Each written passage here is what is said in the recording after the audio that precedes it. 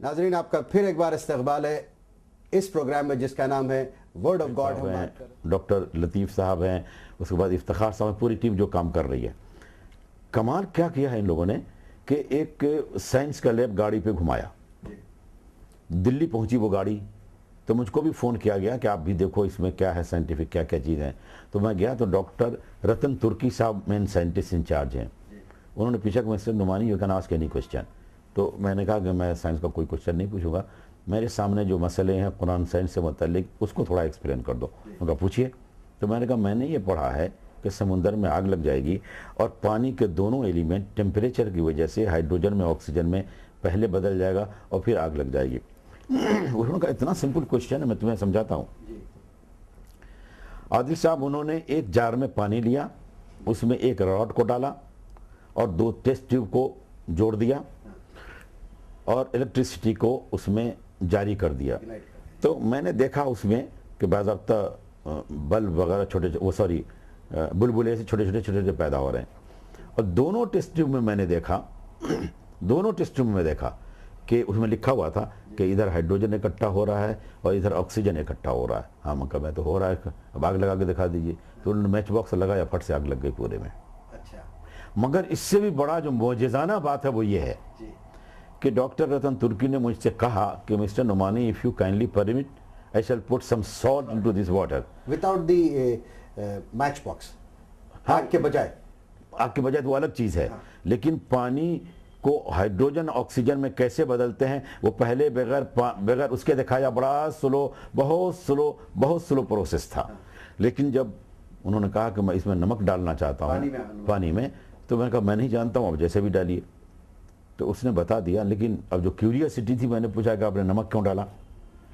تو عادل صاحب اس بات کو سمجھنے کی, یقین کرنے کی, عمل کرنے کی اس پر سر جھکتا ہے, آنکھیں ڈبڈباتی ہیں, کلیجے میں ایک اتار چڑھاؤ پیدا ہوتا ہے, پورے بدن میں لرزش پیدا ہوتی ہے اور سر جھکتا ہے کہ اے آقا, اے رب العالمین, تو ہی جانتا ہے ان سب راز کو, کسی کے بوتے کا نہیں ہے. وہ کیا تھا؟ انہوں نے یہ کہا کہ جب پانی ڈالتے ہیں, نمک ڈالتے ہیں پانی میں, تو ہائیڈروجن اور آکسیجن کو الگ الگ ہونے کا جو پروسیس ہے وہ تیزی سے ہو جاتا ہے. یہ نمک اس کو ایکسیلیٹ کر دیتا ہے, بڑھا دیتا ہے, کیٹلسٹ کا کام کرتا ہے. جب انہوں نے یہ بات کہی کہ نمک ملانے سے پانی میں ہائیڈروجن تیزی سے آکسیجن الگ ہوتا ہے, تو میں نے کہا کہ اے بار الہ, اس راز کو صرف تو جانتا ہے. تو جانتا تھا کہ سمندر میں تجھے بدل کر اس میں آگ لگنی ہے, اس لیے تم نے سمندر کے سارے پانی میں نمک ڈال رکھا ہے تاکہ قیامت کے روز جب اس کو حکم دے تو آکسیجن الگ, ہائیڈروجن الگ ہو جائے, آگ لگ جائے. میں یہ کہہ رہا ہوں کہ خدا کس سے کیا کام لیتا ہے. سائنٹسٹ پر خدا خوش ہے اور سائنٹسٹ سے خوش ہے, اسی لیے وہ کام کرواتا ہے. حالانکہ سائنٹسٹ کو معلوم نہیں ہے. میں ایک بات اور کلیئر کرنا چاہوں گا کہ مجھے ایسا لگتا ہے کہ قرآن شریف پہ ریسرچ کرنے والے اس کے راز کو سمجھنے والے جو قرآن شریف میں یقین نہیں کرتے ہیں بہت ہیں.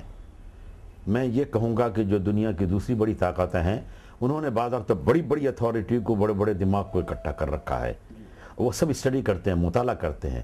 ہم تو ایمان کا حصہ سمجھ کے خالی پڑھتے ہیں, ترجمہ نہیں سیکھتے, اس کے راز کو سمجھنے کی کوشش نہیں کرتے. خدا نے غور و خوض کرنے کی بات کہی, ہم کو نصیب نہیں کرتے. لیکن وہ لوگ جو خدا کے اس کلام میں یقین تک نہیں کرتے ہیں مگر وہ یہ جان رہے ہیں کہ اس سے مجھ کو بہت زیادہ راستہ ملتا ہے, وہ ریسرچ بھی کرتے ہیں, پڑھتے بھی ہیں, سمجھتے بھی ہیں. ان کو جب یہ لگتا ہے کہ سمندر میں آگ لگے گی تو اس نیت سے کہ دیکھیں قرآن کریم کی یہ بات سچ بھی ہے یا نہیں, تو اپنے سائنٹسٹوں کو کہتے تم ریسرچ کرو, اور وہ سائنٹسٹ ریسرچ کر کے بتاتے ہیں انہیں.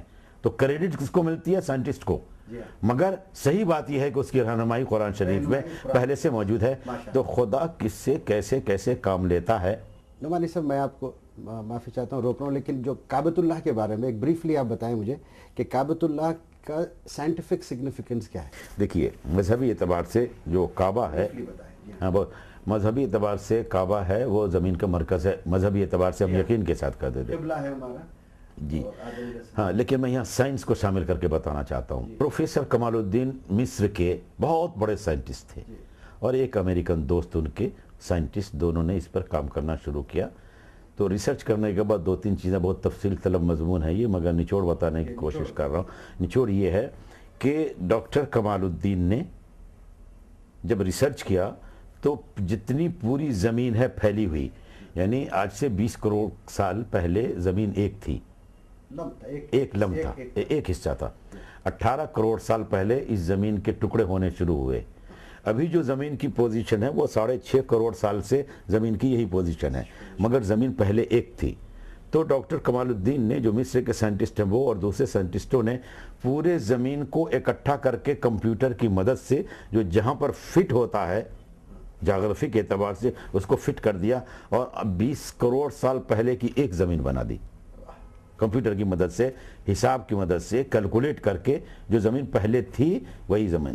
صاحب اس میں جو ریسرچ کیا ہے اس میں, تو انہوں نے بتایا ہے ڈاکٹر کمال الدین نے کمپاس کو, پرکار کو, کہ ایک کونے کو کعبہ پہ کیا, اور وہاں سے دوسرے کونے کو جب ہم گھماتے تھے تو جس پوائنٹ پہ جس کونے کو گھماتے تھے دنیا کا ہر کونا کعبہ سے برابر برابر برابر برابر کی دوری پر ہوتا تھا. تو جو امریکن سائنٹسٹ تھا انہوں نے کبھی یقین نہیں کیا تھا, میں نے اس لیے بھی کام شروع نہیں کیا تھا, لیکن میں خالی یہ سوچ رہا تھا کہ کچھ ایسے حصے ملیں جہاں سے کعبہ کی دوری اور سمت معلوم ہو سکے. لیکن جب ہمیں یہ معلوم ہوا فزیکلی کمپیوٹر اور ریاضی کی مدد سے یہ بات ہوئی کہ سب کو اکٹھا کر دیا, پرکار سے جو گھمایا تو دیکھا کہ چیزیں ہو رہی ہیں. دونوں سائنٹسٹوں نے جو بہت اہم بات کہی وہ یہ کہی کہ ہم یہ جانتے ہیں کہ زمین میں ہمیشہ کرنٹ پیدا ہوتا رہتا ہے. ابھی ہم نے بات بھی کی کہ اندر جو ہے لاوا ہوتا ہے جو 5000 ڈگری سے, اس میں الیکٹریسٹی, ایگزیکٹلی, جو الیکٹریسٹی بھی پیدا کرتی ہے, میگنیٹ بھی پیدا, ایگزیکٹلی.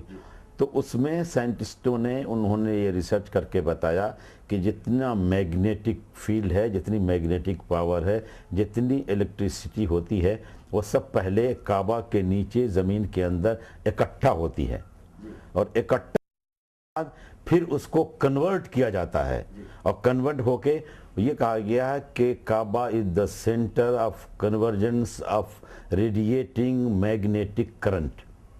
میگنیٹ کا to the whole earth, to the whole earth. جیسے دل میں پہلے خون سب اکٹھا ہوتا ہے اور صاف خون کو پھر دل پورے جسم کو پھیلاتا ہے تو جسم کام کرتا ہے, اسی طرح زمین جو الیکٹریسٹی یا میگنیٹ پیدا کرتی ہے وہ پہلے اسمبل پر وہاں کنورٹ.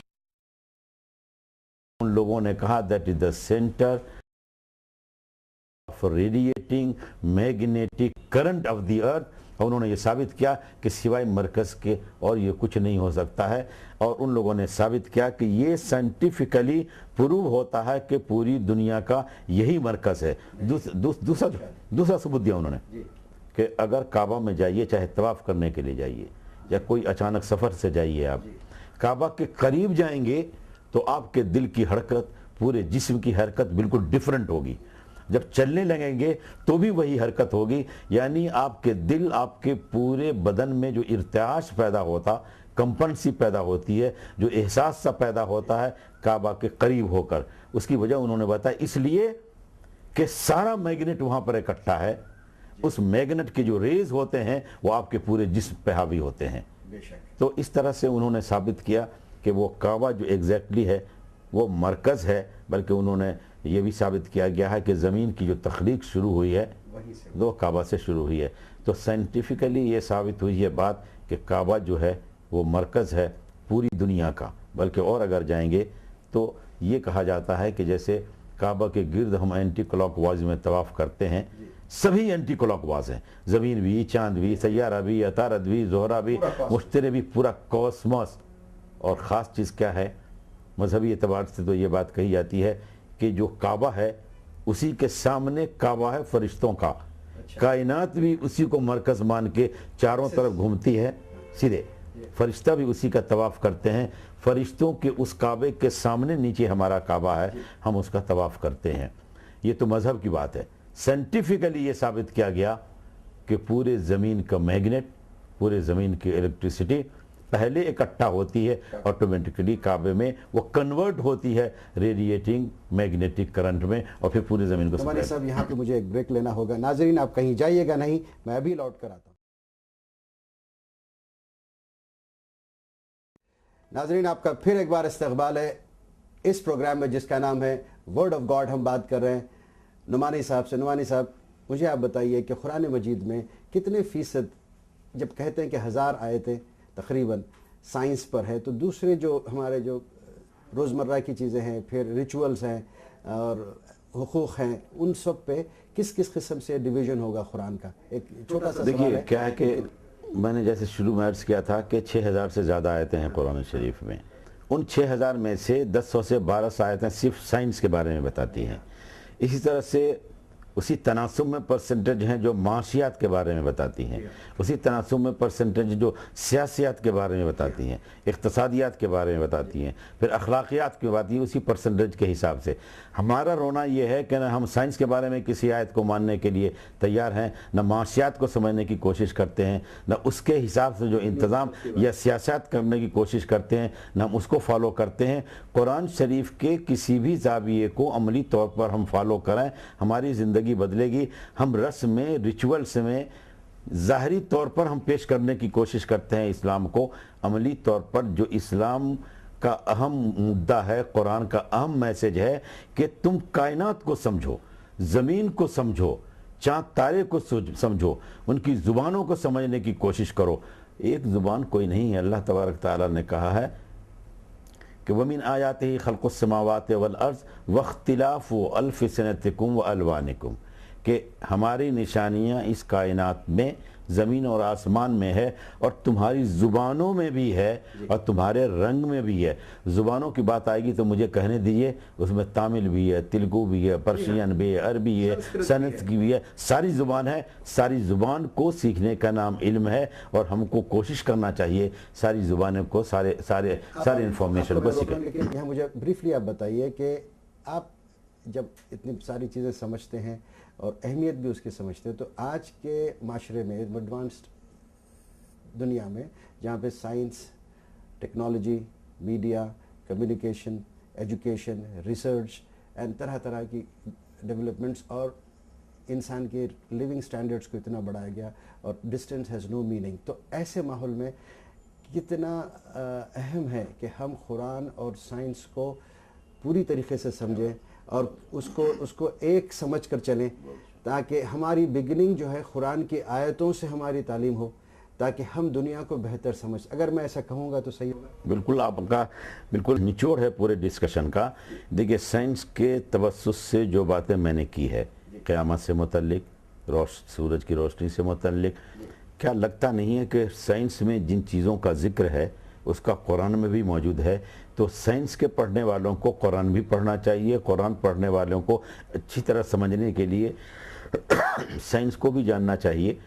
دونوں ہی ضروری ہیں، اس لیے سائنس کو پڑھیں گے تو قرآن کو اچھی طرح سمجھیں گے، قرآن کو اچھی طرح پڑھیں گے تو سائنس کو سمجھیں گے. جب دونوں کا تال میل ہوگا, دونوں چیزوں کو سمجھیں گے, تب خدا کی ذات کو, خدا کی کرشمہ سازی کو سمجھیں گے, جس کے بارے میں اللہ تبارک تعالیٰ نے یہ کہا ہے کہ سنریہم آیاتنا فی الآفاق وفی انفسہم حتی یتبین لہم انہ الحق, کہ تمہیں ہم اپنی نشانیاں کائنات میں دکھائیں گے, تمہارے اندر دکھائیں گے. وہ نشانیاں کیا ہے؟ یہی سب نشانیاں ہیں جس کو اب دیکھیں گے تو خدا کے قریب ہوں گے. قرآن is book of science, S-I-G-N-S. It is not a book of science but it leads to science. یہی آپ کہنا چاہ رہے ہیں. نعمانی صاحب, یہاں پہ میں اس ڈسکشن پہ یہاں ختم کرنا چاہوں گا. آپ کا بہت بہت شکریہ, آپ نے جو انفارمیشن دیا, اور میں یقین سے کہہ سکتا ہوں کہ اس میں کئی ذہن کھلیں گے اور صحیح بات کو سمجھنے کے لیے قرآن کی طرف رجوع بھی ہوں گے. اور ہمارا یہ پروگرام ہے ورڈ آف گاڈ, اس کی جو شروعات ہوئی ہے جس سے ایپٹ ہے کہ ہم قرآن کے بارے میں ہم نے بات کی, اور جو ہے اللہ کے کلام کو اور اللہ تعالیٰ انسانیت سے کیا کہنا چاہتا ہے اس کو جاننے کی کوشش کیے. آپ کا بہت شکریہ ہمارے شو پہ اپنا ٹائم دینے کے. ناظرین, میں پھر ایک بار آپ سے کہنا چاہتا ہوں کہ اگلے ایپیسوڈ میں میں اسی قسم کی اور اسی قسم سے اللہ کے کلام کو سمجھنے کی اور اللہ کے کلام کو ہم لوگوں تک پہنچانے کی بات کو پھر سے آپ کے سامنے پیش کریں گے. تب تک کے لیے مجھے اجازت دیجیے. خدا حافظ. Word of God will be with you again. Thank you.